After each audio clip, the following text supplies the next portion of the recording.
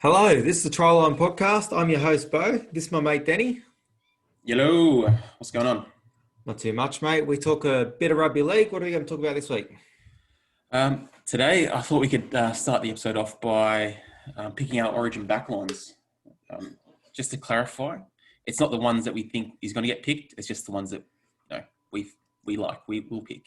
So they'll Um, definitely not be the right ones then. yeah, probably not. I don't know. Mine might be right. Yours will be way off. Oh, we'll see.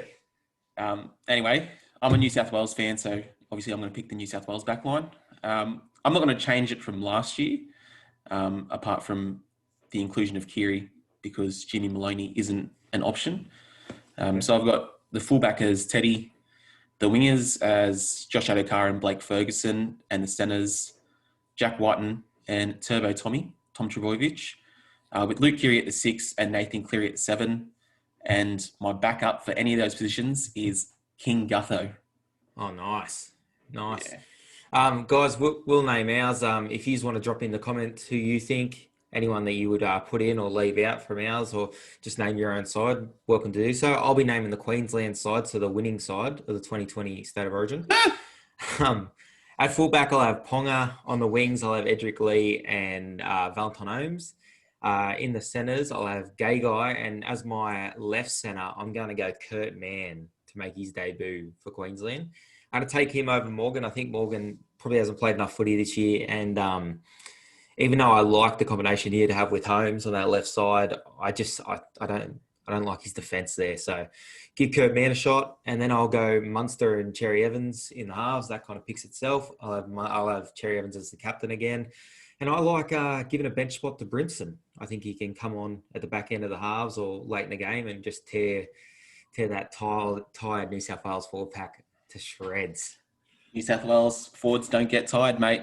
We don't get tired. We don't get tired. So that throws that out the window. So yep. We're Sorry, looking we're looking to go up to one of the games this year. We'll take a camera and a microphone, maybe interview some people at the game. So that's in the pipeline. Danny's going to buy us tickets, so that'll be good. Oh wow. Okay. All right, Queensland Derby. That's the first game. It's tonight. Everyone usually looks forward to this game. It's usually a banger. This one's not going to be as great for the Broncos. For Feeder and Tyson Gamble are out. That means Katoni Staggs will actually start at 5'8", and Jordan Ricky will come back in the side from suspension. For the Cowboys, Assey is out. He'll be replaced by Justin O'Neill. Josh Maguire is back, and he'll go in the front row. Francis Molo will go to the bench. I think everyone that isn't a Broncos fan is probably hoping for the Cowboys to get it done here and give the Broncos their first ever wooden spoon. But I like Katoni Staggs at 5'8". I think he's going to get a lot of early ball, and he could tear the Cowboys apart a little bit. And they don't have the most solid forward pack like defensively. So I'm going to go the Cowboys, but don't be surprised if the Broncos can get it done here. No, I will be surprised if the Broncos can get it done. Broncos are woeful, man. They're woeful.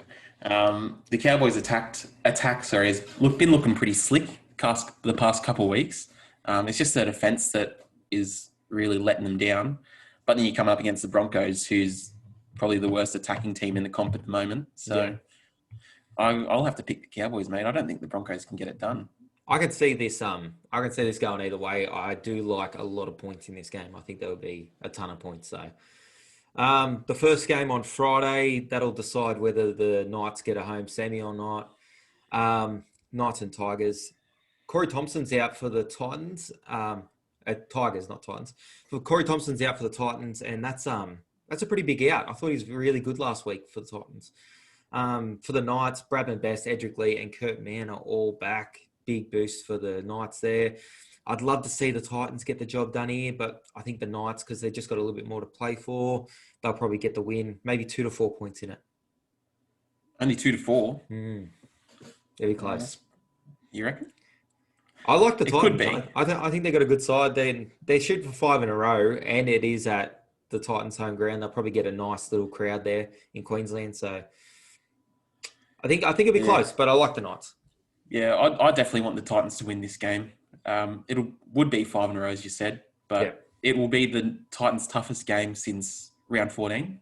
They played the Raiders back then, and that's the last game that they lost. Okay. Yeah, so I think the Knights will win, but I will be rooting for the Titans. Yeah, I'll be up for the Titans as well. That'll equal a club record if they can get it done as well. Um, Big game here on Friday night. The main game is the Rabbitohs Roosters. Dane Gagai's back for South, who have named a really strong side for this game. The Roosters, they're resting Joey Manu, Lindsay Collins, and Isaac Liu, but James Tedesco, Jake Friend, Boy Cordner, and Take Oho are all back in. I think this is probably one of the biggest games of the year for South. I think going in the semi-finals, coming off a loss to the Bulldogs, they need to show some fight. They need to prove they can match it with maybe one of the benchmark teams in the comp. My heart says South. My head says the Roosters. Yeah, mate. My heart doesn't say Souths. Sorry. I'm not a huge fan of Souths. They gave Parramatta a hiding a few weeks ago. Well deserved. Well deserved. I don't know about that. Anyway, I think it could be a potential blowout. You got the Roosters, one of the best attacking teams, if not the best attacking team in the comp, going against the Bunnies, who in the past couple of weeks have kind of let themselves go a little bit. They've really just been their own worst enemy, shooting themselves in the foot. I think this could be a blowout, mate. Sorry to any Bunny fans out there. Which is probably half our audience, Rabbitohs fans, so disregard him. Rabbitohs. We'll see.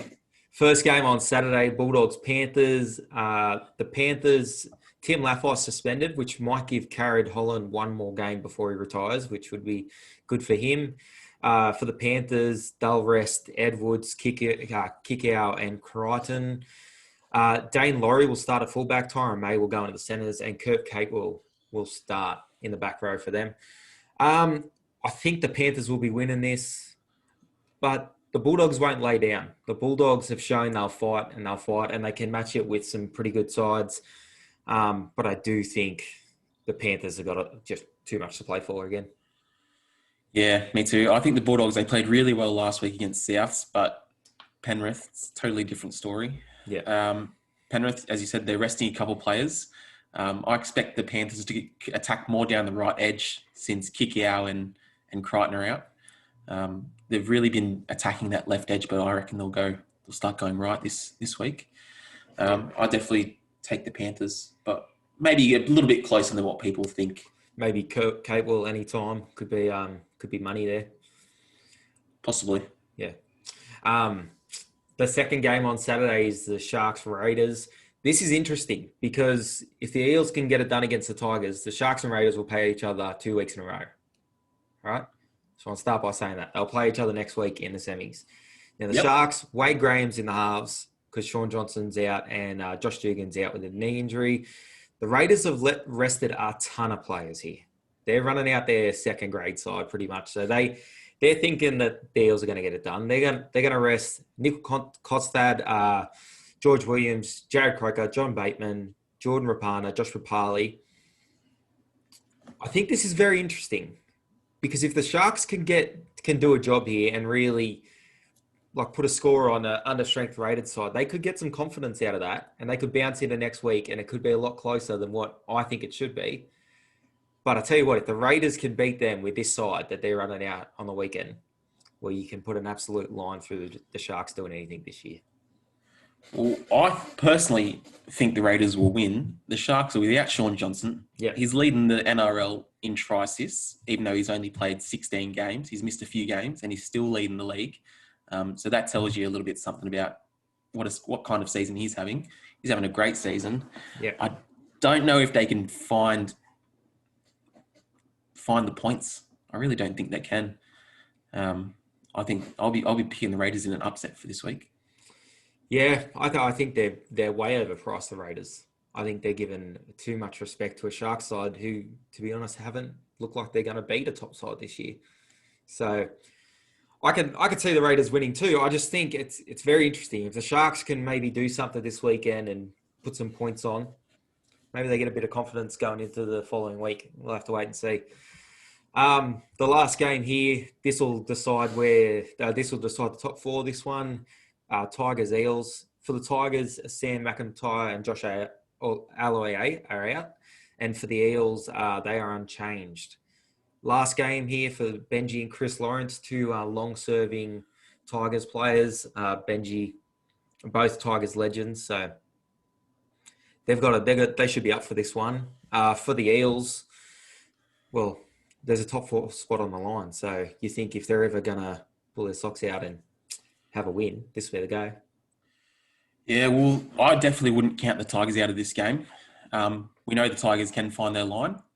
Sorry. Yeah. They've scored 80 points in their last 3 games, and you got to know Parramatta. All they did was they beat the Broncos last week. Like, they're not back. I wouldn't say they're back in it. That game doesn't really say anything about where they are. The Broncos, they're not that good of a team. But yeah, I think it'll be a pretty close game. I think it's going to be the game of the round. I'm tipping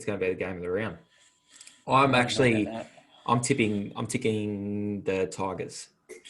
Yeah, I'll back Para.